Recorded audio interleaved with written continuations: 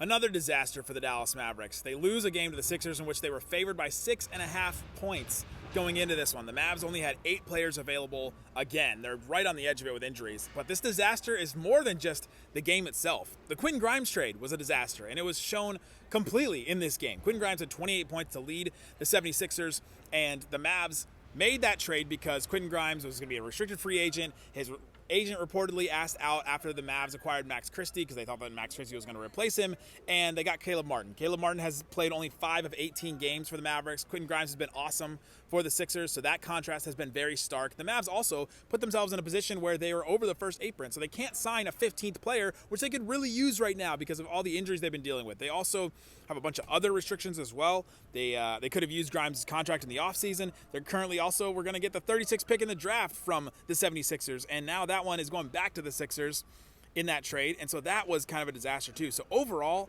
that trade just rears its ugly head as another really bad one for the Mavericks this season. In the future, maybe. We'll see what Quentin Grimes gets in the offseason. We'll see if Caleb Martin is a really good role player for the Mavericks. He still could be, but at least as of today, that trade looks like another one that was just... Oof.